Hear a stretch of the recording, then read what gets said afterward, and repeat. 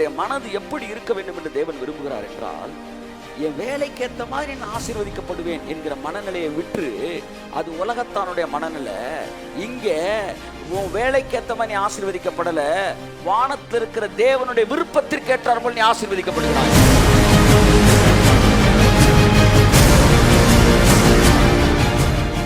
இப்ப கள்ள தரதான் நாரும், சூழ்நிலைகள் எல்லாம் வந்து மாறும். இப்படிலாம் வந்து ஒரு எதிர்மறையான எண்ணங்களோடு இணைக்கப்பட்டிருக்காங்க. செத்துட்டான், 4 நாள் ஆச்சு, இதோடு உன் சிந்தை இணைக்கப்பட்டிருக்கிறது. ஆனால் உன் சிந்தை இதோடு இணைக்கப்பட்டிருக்க கூடாது. எதோடு இணைக்கப்பட்டிருக்க வேண்டும்? நீ விசுவாசித்தால் தேவனுடைய மகிமையை காண்பாய் என்று நான் உனக்கு சொல்லவில்லையா? ஆமா சொன்னீங்க. அதோடு இணைக்கப்பட்டிரு.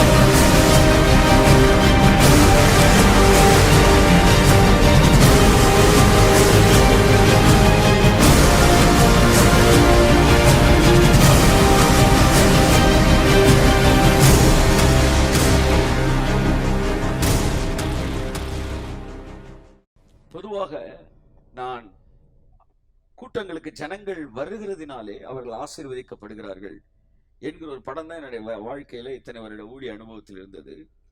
ஆனால் தேவன் இன்றைய ஒரு விஷயத்தை என்று சொன்னாரு, ஜனங்கள் வருவதனால் ஆசீர்வதிக்கப்படவில்லை ஜஸ்டின், அவர்கள் ஆசீர்வதிக்கப்பட்டவர்களாய் இருப்பதினால் அவர்கள் அங்கே வருகிறார்கள். பயங்கரமான மேட்டர் சார். தேவன் கூட்டிட்டு வந்தாலும் ஆசீர்வதிக்கல, அப்ப வந்து பேசுறவர் வந்து பெரிய ஆளாயிடுறாரு. தேவன் ஆசீர்வதிச்சுட்டு தான் கூட்டு வர்றாரு. அப்ப ஒவ்வொரு முறையும் நான் செய்திக்கு கடந்து வரும்போது ராஜாவை போல் கடந்து வர போகிறேன். ஏனென்றால் நான் போவதற்கு முன்பாக அவர்கள் ஆசீர்வதிக்கப்பட்டு இருக்கிறார்கள். என்னுடைய பாதை ராஜபாதையாயிருக்கிறது. ஏற்கனவே முடிச்சு வச்ச பாதையில் தான் நான் வரேன்.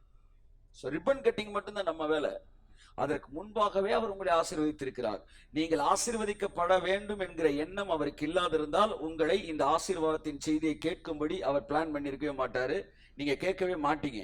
நீங்க கேட்கிறீங்கன்னு என்ன அர்த்தம்? உங்க வாழ்க்கையில இதை அனுபவிக்க போறீங்கன்னு அர்த்தம். ஆமா, மறைக்கப்பட்டவர்கள் தேவனுக்குரியவைகள். ஒரு செய்தி நீங்க கேட்கவே இல்லை அப்படின்னா நீங்க அதை அனுபவிக்க முடியாது. ஆனால் வெளிப்படுத்தப்பட்டவைகள் அது யாருக்குரியதான்? நமக்கும் நம்முடைய சந்ததிகளுக்கும் என்றென்றைக்கும் உரியது. அப்ப எந்த ஒரு விஷயம் வெளிப்பாட்டுக்குள்ள வருதோ அப்பவே நீங்க கண்டுபிடிக்கணும், இதை எனக்கு கொடுப்பதற்காக தேவன் திட்டமிட்டிருக்கிறார். ஆமென் சொல்லுவோம். ஐஸ்வர்யம் என்பதை குறித்து தேவன் நம்மிடத்தில் பேசுகிறார் என்றால் தேவன் ஐஸ்வர்யத்தை நமக்கு தருவதற்கு சித்தமுள்ளவராய் இருக்கிறார் என்று அர்த்தம். ஆமென் சொல்லுவோம். சோ என் அன்புக்குரியவர்களை, நாம் இன்றைக்கும் கூட தொடர்ந்து ஐஸ்வர்யத்தை குறித்து பார்ப்பதற்கு விரும்புகிறேன். ஏன் நாம் ஆசீர்வதிக்கப்படுகிறோம்? ஏன் நாம் ஐஸ்வர்யத்தை பற்றி பேசுகிறோம் என்பதை பற்றி நான் ஒரு 2 நிமிஷம் உங்களை பேசலாம் விரும்புகிறேன். அதுல ஒரு விஷயம் என்னன்னா, இயேசு சொன்னார், உம்முடைய நாமம் பரிசுத்தப்படுவதாக அப்படின்னு ஜெபம் பண்ணாரு. அதனால நான் ஆசீர்வதிக்கப்படணும். அந்த வார்த்தைக்கும் இந்த வார்த்தைக்கு என்ன சம்பந்தம் அப்படின்னா, எப்பொழுதெல்லாம் இஸ்ரவேல் ஜனங்கள் பாவம் செய்து தண்டிக்கப்பட்டு வறுமையிலும் தரித்திரத்திலும் சாபத்திலும் கடந்து செல்கிறார்களோ அப்பவெல்லாம் இஸ்ரவேலின் தேவனின் நாமம் என்ன செய்தான்? தூஷிக்கப்படுகிறது. அவருடைய நாமம் பரிசுத்த குலைச்சலாக்கப்படுகிறது. இதத்தான் எசேக்கியேல்ல பல வசனங்கள் இருக்கு. எசேக்கியேல்ல சொல்லப்பட்டிருக்கிற அந்த வசனத்தை கூட நீங்க வாசிக்கலாம். எசேக்கியேல் 39:7 வாசிப்போம். எசேக்கியேல் 39:7. இவ்விதமாய் நான் என் ஜனமாகிய இஸ்ரவேலின் நடுவிலே என் பரிசுத்த நாமத்தை தெரிவிப்பேன்.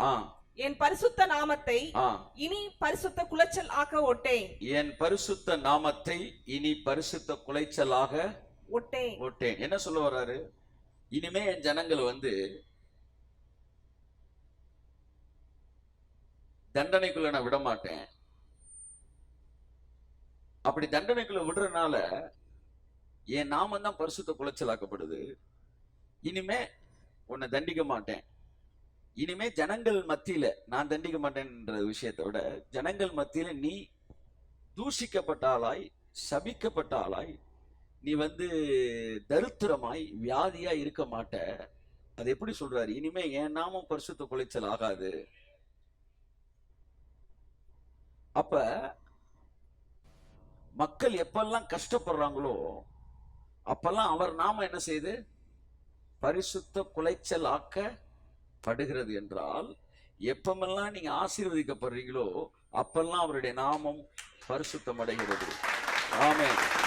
இயேசு உங்களுடைய நாமம் பரிசுத்தப்படுவதாக அப்படின்னு சொன்னப்ப என்ன மனசுல சொன்னார்னா, இந்த ஜனங்கள் எல்லாம் நிறைவாய் ஆசீர்வதிக்கப்படுவார்களாக, அதன் மூலமாய் உம்முடைய நாமம் பரிசுத்தம் அடைவதாக என்று சொன்னார்.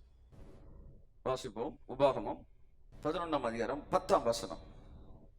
நீ சுதந்தரிக்க போகிற தேசம், நல்ல தெளிவா வாசிங்க. நீ சுதந்தரிக்க போகிற தேசம், நீ சுதந்தரிக்க போகிற தேசம், நீ விட்டு வந்த எகிப்து தேசத்தை போல், நீ விட்டு வந்த எகிப்து தேசம் போல் இராது. ஆமென் சொல்லுங்க. இப்ப நீ வாழ போற வாழ்க்கை, இந்த உலகத்தான் வாழ்ந்துகிட்டு இருக்கான் பாத்தியா, அந்த வாழ்க்கை கிடையாது. நான் சொல்லல, சாட்சாத் இயேசுநாதர் சொன்னது, சாட்சாத் பிதாவாகிய தேவன் சொன்னது, சாட்சாத் பரிசுத்த ஆவியானவர் சொன்னது, திரியேக தேவன் சொன்னது. நீ இப்ப அனுபவிக்க போகிற அந்த வாழ்க்கை, அல்லது நீ இப்பொழுது நுழைய போகிற அந்த தேசம், நீ விட்டு வந்த எகிப்து தேசம் போல் இருக்காது. அப்படின்னா என்ன அர்த்தம்னா, இந்த உலகத்தின் நியதி வேறு, தேவனுடைய பிள்ளைகளுக்காய் தேவன் வைத்திருக்கிற நியதி வேறு. அங்கே வேறு ஒரு சட்டம் ஆளுகை செய்கிறது, இங்கே வேறு ஒரு சட்டம் ஆளுகை செய்கிறது. நீ வாழ்க்கையில நீ முன்னேறுவதற்கும் நீ ஆசீர்வதிக்கப்படுவதற்கும் அவர்களுடைய சட்டம் முன்னில் கிரியை செய்யாது, இங்கே தேவனுடைய சட்டம் முன்னில் கிரியை செய்கிறது.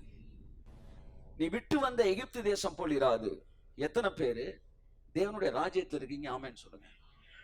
அப்போ உங்க வாழ்க்கையின் ஆசீர்வாதம் எப்படி டிசைன் பண்ணப்படுகிறது என்பதை தயவு செய்து புரிந்து கொள்ளுங்கள். அது இந்த உலகத்தாரை போல் டிசைன் பண்ணப்படவில்லை, இது வேறு விதமாய் டிசைன் பண்ணப்படுகிறது. வாசிப்போம். அங்கே நீ விதையை விதைத்து, அங்கே நீ விதையை விதைத்து கீரை தோட்டத்திற்கு நீர் பாய்ச்சுகிறது போல, கீரை தோட்டத்திற்கு நீர் பாய்ச்சுகிறது போல உன் காலால் நீர் பாய்ச்சி வந்தாய். எல்லாம் சொல்லுங்க. ஆமென். எல்லாம் எங்க அண்டர்லைன் பண்ணோம்? உன் காலால். Your blessings are connected with. உன் காலால்னா என்ன? இப்ப என்ன சொல்ல வர்றாரு? அங்க நீ கால்ல நீர் பாய்ச்சினப்பா, இப்ப நான் கூட்டிட்டு போற ஊர்ல நீ கையில நீர் பாய்ச்ச போற அப்படி சொல்றாரா? காலால், உன் காலால், காலால, காலால் செட்டிங்க, காலால் நீர் பாய்ச்சாய் அப்படின்னா என்ன அர்த்தம்? உன் காலால் நீர் பாய்ச்சின அப்படின்னா அந்த வாழ்க்கை உன்னோட எஃபர்ட்டோட கனெக்ட் ஆன வாழ்க்கை. நீ எவ்வளவு நேரம் காலில் நீர் பாய்ச்சியோ அவ்வளவு ஆசீர்வதிக்கப்படுவாய். That is secular life, that is the life of Egypt. திரும்ப இங்க வந்து உழைப்பின் மேன்மைன்னு பேசக்கூடாது. கிறிஸ்துவுக்குள்ள நீங்க வந்து வேலைகள் நிறைய செய்யும் போது அப்படி நீங்க பேசக்கூடாது. என் அன்புக்குரியவர்களே, இங்க எல்லாமே டிசைர் பேஸ்டு, அங்க எல்லாமே ஒர்க் பேஸ்டு, அங்க எல்லாம் எஃபர்ட் பேஸ்டு, இங்க எல்லாம் டிசைர் பேஸ்டு. ஆமென் சொல்லுங்க. ஆமென். புரிஞ்சா புரிஞ்சுக்காங்க, பரிசுத்தாவியானவர் உங்களுக்கு புரிய வைப்பார். இங்கேயும் வேலை தான் இருக்குன்னா இங்க எதுவுமே வேலையா நடக்காது, இங்க எல்லாமே டிசைரா நடக்கும். நீ உயிரோடு வாழ்வதற்கு தண்ணீர் அவசியமா இல்லையா? அவசியம். குடிக்க வேணுமா இல்லையா? ஆமா. அதை குடிக்கிறீர்களா இல்லையா? அது வேலையாய் செய்கிறீர்களா, விருப்பமாய் செய்கிறீர்களா? விருப்பமாக செஞ்சுக்கிட்டு இருக்கீங்க. ஆனா கட்டாயமா செய்ய வேண்டிய ஒண்ணு விருப்பத்தோட செய்யும் போது அது வேலையே அல்ல. இப்ப நான் பிரசங்கம் பண்ணிக்கிட்டு இருக்கிறேன், நான் வேலை பார்த்துக்கிட்டு இருக்கேனா இல்லையா? வேலை தான் பார்க்கிறேன், ஆனா என்கிட்ட வேலை பார்க்கல, நான் என்டர்டைன் பண்ணிக்கிட்டு இருக்கிறேன், நான் வந்து என்ஜாய் பண்ணிக்கிட்டு இருக்கிறேன். நான் வந்து எப்படி நீங்க புதன்கிழமை சந்தோஷமா வெயிட் பண்றீங்களோ அப்படி நானும் சந்தோஷமா வெயிட் பண்றேன். ஆண்டவரே உங்க வார்த்தையை பிரசங்கிப்பது. ஆமா. கமலஹாசன் நடிக்கிறது எனக்கு பிடிச்சது, ஆனா அது காசு வேற தராங்க அப்படின்ற மாதிரி. பிரசங்கிக்கிறது எனக்கு பிடிச்சது, ஆனா அது காணிக்க வேற தராங்க. கரும்பு தின்பதற்கு கூலி கிடைக்கிறது. என் அன்புக்குரியவர்களே, அது வந்து என்ஜாய்மெண்ட், அது வந்து காலிங். தேவனுடைய ராஜ்யத்தில் செய்கிற எதுவும் வேலையே கிடையாது. ஆமே. நீ பழுகி பெருகி பூமியை நிரப்புவாயினாரு. அப்படி பேர் சும்மா இருந்தா நடக்காது. ஆனால் அதை வேலையா வைக்கல, என்ஜாய்மெண்டா வச்சாரு. கையை தட்டி முதல்ல வைக்க. ஆமே. எவ்ரிதிங் காட்ஸ் வொர்க்னாலே in God's kingdom that is enjoyment. ஆனால் உலகம் வந்து பிடிக்காட்டினாலும் ஒன்ன செஞ்சாதான் ஆசீர்வதிக்கப்படணும். ஆனா இங்க அப்படி கிடையாது. அதான் நீங்க புரிஞ்சுக்கணும். இங்க எல்லாமே இது வேற ஒரு வேர்ல்டு. அங்கே உன் காலால் நீர் பாய்ச்சினாய் அப்படின்னா என்ன அர்த்தம்? உன்னுடைய வாழ்க்கை உன்னுடைய உழைப்போடு இணைக்கப்பட்டிருந்தது. ஆனால் இங்கே உன்னுடைய வாழ்க்கை உன் உழைப்பின் அடிப்படையில் நீ ஆசீர்வதிக்கப்பட போறது கிடையாது. அதான் சொல்ல வர்றாரு. அங்கே உன்னுடைய வாழ்க்கை உன் உழைப்பின் அடிப்படையில் ஆசீர்வதிக்கப்படுகிறது. நீ விட்டு வந்த எகிப்து தேசத்தில் உன் காலால் நீர் பாய்ச்சினாய். நீ நுழைய போகிற இந்த தேசம், வாசிப்போம், நீங்கள் சுதந்திரிக்க போகிற தேசமோ மலைகளும் பள்ளத்தாக்குகளும் உள்ள தேசம். அது வானத்தின் மழை தண்ணீரை குடிக்கும் தேசம். ஆமென்.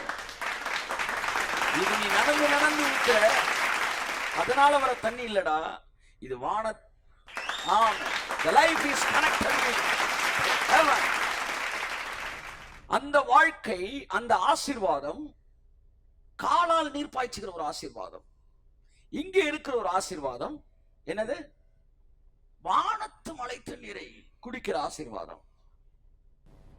இன்னைக்கு ஒரு விவசாயி இருக்கிறான்னா, இன்னைக்கு வந்து ஒரு 500 ஏக்கருக்கு தண்ணீர் பாய்ச்சணும்னா அவன் காலில் என்ன செய்யணும்? அந்த காலத்துல மோட்டர் கிடையாது, காலில் தான் தண்ணி பாய்ச்சணும். ஒரு நாள் காலையில் எந்திரிக்கிறான், சரியான மழை நைட் அடிச்சிருக்கு. அவன் மனசு எப்படி இருக்கும்? பாக்குறான் 500 ஏக்கருக்கும் இப்ப தண்ணீரை நீ பாய்ச்சலடா, நான் பாய்ச்சிட்டேன்.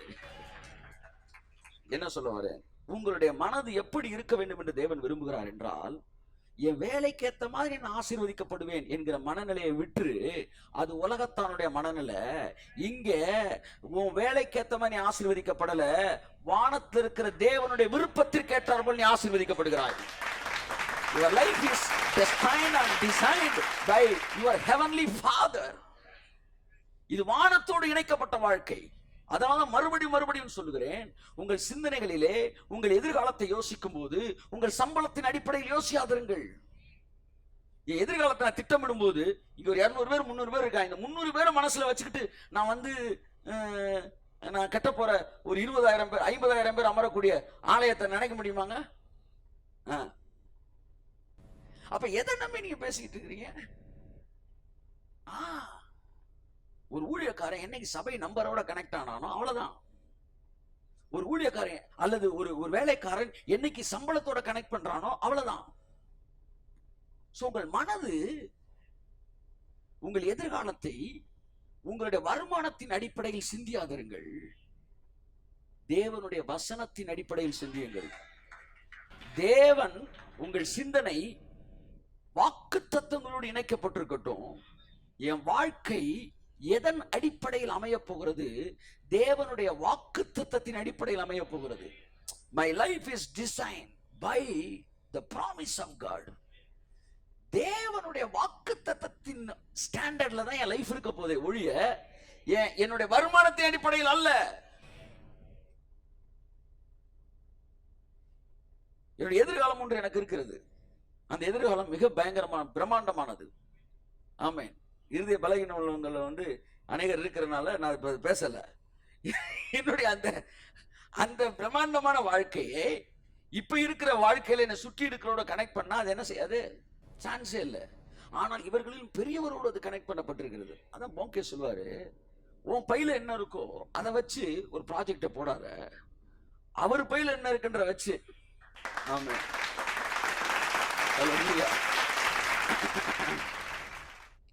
உங்களை ஷாப்பிங் கூட்டு போனா நீங்க எது வேணா வாங்கிக்கன்னு சொன்னா நீங்க வந்து உங்க பையில இருக்கிறத அடிப்படையில நீங்க வாங்குவீங்களா, உங்களை கூட்டு போற ஒரு பையில இருக்கிற வச்சு பார்ப்பீங்களா? அதனாலதான் என் ப்ராஜெக்ட் எல்லாம் அழைத்தவரோட பைய பாக்குறேன். 20 ஏக்கரா மாத்திரும். அதான் பவுல் சொல்றாரு, தம்முடைய ஐஸ்வர்யத்தின்படி உங்களுடைய குறைவை எல்லாம் கிறிஸ்து இயேசுக்குள் மகிமையில் நிறைவாக்குவார். திரும்ப திரும்ப சம்பளத்தை பார்க்காத, கவரை பார்க்காத, இதை பார்க்காத, இல்ல வந்து ப்ரொமோஷனை பார்க்காதீங்க, இல்ல வந்து இன்கிரிமெண்ட் பார்க்காதீங்க, இல்ல உங்க அப்பா சேர்த்து வச்ச சொத்து அல்லது உங்களுடைய பின்னணியம், உங்களுடைய சப்போர்ட்ஸ், இவைகளின் அடிப்படையில் நீங்கள் பார்க்கும்போது உங்கள் வாழ்க்கை இவைகளின் அடிப்படையில் தான் அமைகிறது. இதுல பணம் இல்லாதவனுக்கு பிரச்சனை இல்லை, கொஞ்சம் பணம் இருக்கவனுக்கு தான் பிரச்சனை. அது மனசு அதுலயே இருக்கு. எனக்கு தெரிஞ்ச ஒரு பார்ட்டி நைட் 1 மணிக்கு லைட்டை போட்டு ரூபாய் எண்ணிட்டு இருக்குமா, எண்ணிட்டு திரும்ப அடிச்சு வச்சுட்டு பென்ஷன் காசு எப்படி தூக்கிடுவாங்க. திரும்ப அடுத்த நாள் பார்த்தீங்கன்னா 1 மணிக்கு லைட்டை போட்டு. ஏன்? அது ஒரு பெரிய வித்தியாசத்தை பாரு. நம்ம தேவன் பணத்தை பத்தி நிறைய பேசுறாரு, ஆனா பணத்தை ஒட்டாமலே பணத்தை பத்தி பேசிட்டே இருக்கிறாரு. அதாங்க அமேசிங். நம்ம பணத்தை பத்தி பேசுறோம், ஆனா பணத்தோட ஒட்டாதுன்னு சொல்லிக்கிட்டே பேசிக்கிட்டு இருக்கிறோம். அதனால பணக்காரன் ஆகிட்டே இருக்கிறீங்க, ஆனா பணத்தோட மட்டும் ஒட்ட மாட்டேன்றீங்க. ஆனா உலகம் பணத்தோட ஒட்டுகிற ஒரு ஐஸ்வர்யத்தை பேசுது, நம்ம பணத்தோட ஒட்டாத ஒரு ஐஸ்வர்யத்தை பேசிக்கிட்டு இருக்கிறோம். என்னுடைய வாழ்க்கை நன்றாக கவனியுங்கள். உங்கள் வாழ்க்கை எந்த உயரத்திற்கு போக வேண்டும்? வார்த்தையின் உயரத்திற்கு போக வேண்டும். உங்கள் வாழ்க்கை எந்த உயரத்திற்கு போக வேண்டும்? வாக்குத்தத்தங்களின் உயரத்திற்கு போக வேண்டும். சோ நீங்க காலால் நீர் பாய்ச்சுகிற உலகத்தில் வாழவில்லை, வானத்தோடு இணைக்கப்பட்ட வாழ்க்கை வாழுகிறீர்கள்.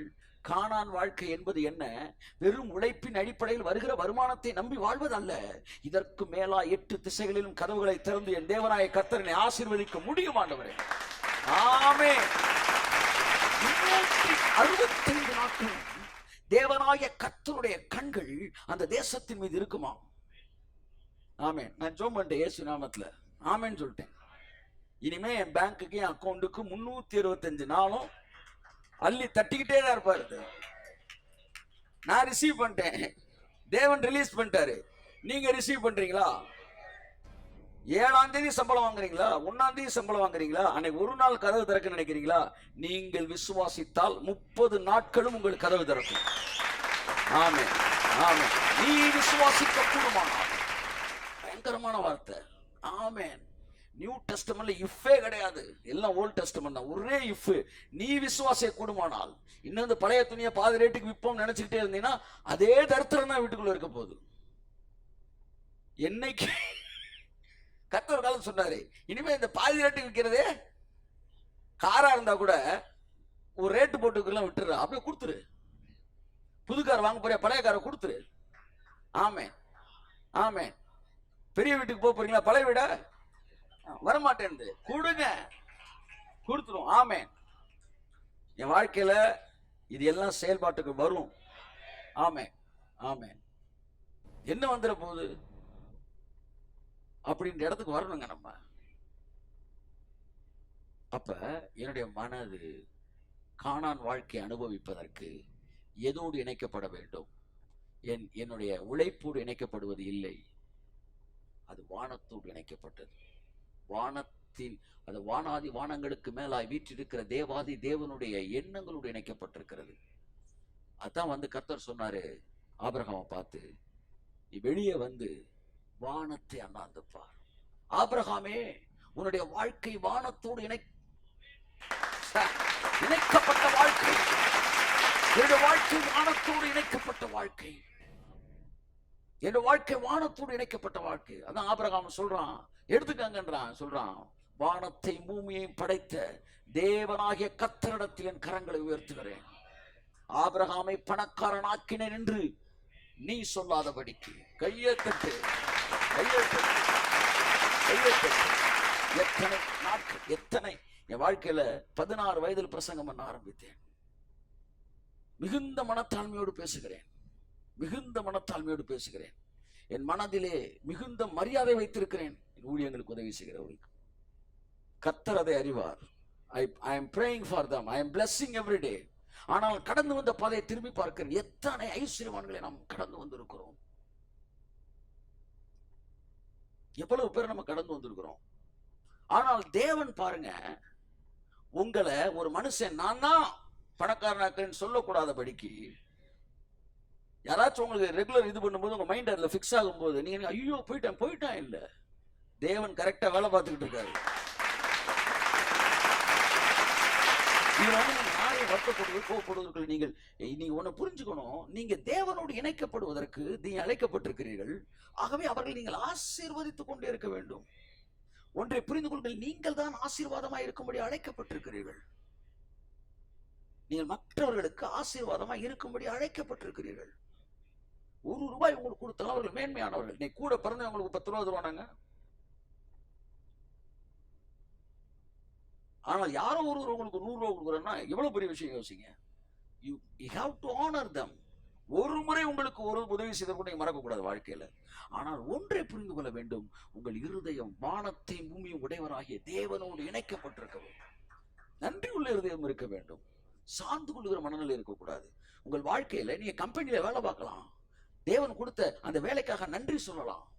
ஆனால் உங்கள் சார்பு மனநிலை உங்க கம்பெனி மேல இருக்கக்கூடாது.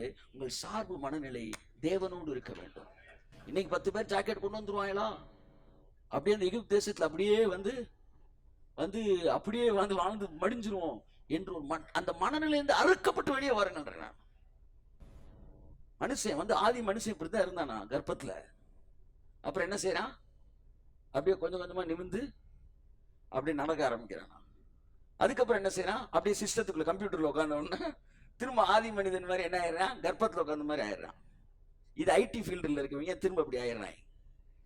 அத மாதிரி தையல் தைக்கிற குரூப் இப்படி ஆயிடுது. எல்லோரையும் பிசாசு என்ன செய்யறான், மறுபடியும் குனிய வைக்கிறான். என்ன சொல்றேன், எவ்வளவுனா வேலை பாருங்க, நம்பிக்கையை கர்த்தர் மேல மட்டும் வைங்க, கர்த்தர் மேல வைங்க. இன்னைக்கு வந்தா 4 ஜாக்கெட்டோட வருவான்னு நினைக்காதீங்க. கர்த்தர் தட்டிட்டு வருவாரு. ஆமென்னு சொல்லுங்க. கர்த்தர் எல்லாம் செய்வாரு. ஆமா, இந்த இடத்துக்கு நீங்க வந்தீங்கன்னா உங்களுக்கு 100 பேரை வச்சு ஜாக்கெட் தைக்க விட்டுருவீங்க. அதுக்கப்புறம் எங்க வந்துடுறீங்க, இம்போர்ட் எக்ஸ்போர்ட் கம்பெனி ஓனர் ஆயிடுறீங்க. இதெல்லாம் சரியான இடத்துல இருந்திருந்தா, சரியான செய்தியை கேட்டிருந்தா இன்னும் நடந்திருக்கும். எங்கேயோ சில அப்பாக்கள்ட்டும் ஜிப்பாக்கள்ட்டையும் மாட்டி சீரழிஞ்சு கடைசியில் இந்த உலகம் நாங்கள் பாத்திரம் அல்ல, பணம் மோசமானதுன்னு காலில் மிதிச்சுட்டு திரும்ப அந்த பணத்தை எடுத்து இட்லியும் கட்டி சட்னியும் வச்சு வாங்கிட்டு வான் என்கிற இடத்திற்குள்ள தள்ளிட்டேன். கர்த்தர் உங்களை நேசித்தபடினால் தீயையும் தண்ணீரையும் கடந்து செழிப்பான இடத்துக்கு கர்த்தர் கொண்டு வருகிறார். அன்புக்குரியவர்களே, கர்த்தர் சொல்றாரு, இது வானத்தின் தண்ணீரை குடிக்கிற தேசம். தேசம் என்பது நீதான். இப்ப தேசமா நீங்க தான் கர்த்தருடைய தேசம். கர்த்தர் சொல்றாரு, வானத்து தண்ணீரை நீ தினந்தோறும் குடிக்கிற தேசமா இருக்க போற. ஆமா, இன்னைக்கு கரெக்டா கர்த்தர் இந்த வசனத்தை எடுத்து நான் வர எல்லாம் ரெடி ஆயிட்டு இருக்கும், மழை பெய்யுது. கர்த்தர் ப்ரொஃபட்டிக் சைன்டா வர மதுரையே ஒரு செகண்ட்ல குளிர் வச்சேன்டா. என்னடா ஒரு ஏசிய போட்டு ஒரு ரூம குளிர் வச்சுட்டு இருக்கிற, ஒரு செகண்ட்ல ஒரு சிட்டிக்கு ஏசிய போட்டு விட்டாங்க. கையை தட்டி ஆமே.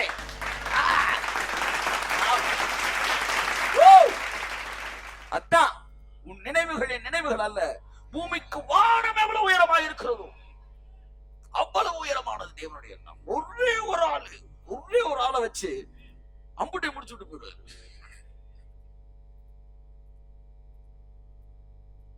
அடிக்கடி சொல்லுவாரு, தூர தேசத்துல இருந்து ஒரு மனிதனை கொண்டு வர ஒண்ணுதான் சொல்லிருக்காரு. பாத்தீங்களா, ஒரே ஒரு ஆளை வச்சு முடிச்சு விட்டு போயிடுவாரு சார். 50 பேர் 100 ரூபாய் கொடுக்குற 50 பேர் தேவை, 50 ரூபாய் கொடுக்குற 100 பேர் தேவை. ஓகே, பிலிப்பு பட்ஜெட் இதெல்லாம் 200 அப்பத்துக்கு எடுத்துக்கொண்டாலும் அவன கணக்கு இன்ட்டு ரைட்டு 5 அப்பம் 2 மீன். அது ஒரு ஸ்டாண்டர்டு இல்லைன்னு சொல்லு. அடுத்து ஒரு ஸ்டாண்டர்ட் இருக்கு, ஒரே ஆளை வச்சு மேட்டரை முடிச்சிருது. சொல்றான், என்னை பணக்காரனாக்குற நீ சொல்ல முடியாதுடா. எத்தனை பேர் அப்படி நினைத்தவர்கள் உண்டு. தூக்கி எறிஞ்சார் தேவன், எத்தி வெளியதெல்லாம் தேவன், எத்தி வெளியதெல்லாம். சாட்சிகள் இங்க இருக்கிறீர்கள். people are here. ஒரு பெண் அழகா இருப்பது தவறல்ல, அடிக்கடி நான் சொன்னேன். ஆனால் தான் அழகா இருக்கிறோம் என்று நினைப்பது தவறு, அந்த பெருமை தவறு. ஒருவன் சிறந்த சொற்பொழிவாளன் இருக்கலாம், தவறல்ல. ஆனால் அவன் சிறந்த பேச்சாளன் என்று நினைக்கும் போதுதான் பிரச்சனை வருது. அப்படித்தான் யாரு எவ்வளவு ஆசீர்வாதத்தை அனுபவிக்கலாம். நான் ஐ அம் சம்திங் நான் நினைக்கிறேன் பாருங்க, அங்கதான் நான் நத்திங்கிற ஒரு இடத்துக்குள்ள வரேன். உன்னை குறித்து என்ன வேண்டிய மிஞ்சி என்ன வேண்டிய அவசியமே கிடையாது. ஆமென், ஆமென். தேவன் நம்மளை டிசைன் பண்ணியிருக்கிறார். நாம் ஆசீர்வதிக்கப்பட போகிறோம். பிசிக்கல் வேர்ல்டுல ஆசீர்வதிக்கப்பட்டு இருக்கிறோம். இது எல்லாம் விபத்து அல்ல. தேவன் உங்களை நேசித்ததினால் அவர் திட்டத்தின்படி உங்களை கொண்டு சென்று கொண்டிருக்கிறார். இனிலும் மேன்மையானவர்கள் நீங்கள் காண்பீர்கள். அவன் சொல்றான், வானத்துக்கு நேரம் கையை நீட்டுவேன்றான். கர்த்தர் சொன்னார், வானத்தை பாரு அப்படின்னாரு. இங்க சொல்றார், வானத்து தண்ணீரை குடிக்கின்றார்.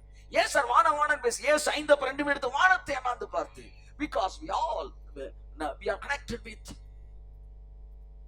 the heavenly Father. இந்த பண்ணி என்ன செய்யுமா, என்ன செய்யும், இப்படியே தான் போயிட்டு இருக்கும். ஜேம்ஸ் பாண்ட் மாதிரி இப்படிதான் போயிட்டு இருக்கும். ஏன்னா அது இறை தேடி கொண்டு இருக்கிறது. ஆனா அந்த பண்ணிய என்ன செய்வாங்க, சாகுற வரைக்கும் இந்த பண்ணி இப்படி நிமிர்ந்தே பார்க்காதாங்க. ஆனா சிங்கம் பாருங்க எப்பவுமே இப்படிதான் பார்க்கும்.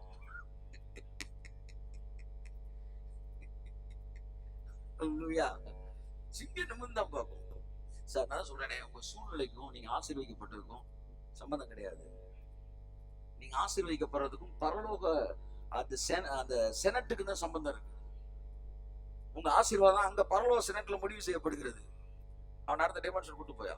நான் சொல்லவா, இந்த வருஷம் தாண்டறதுக்குள்ள நீங்க நெக்ஸ்ட் டைமென்ஷன் போயிருவீங்க.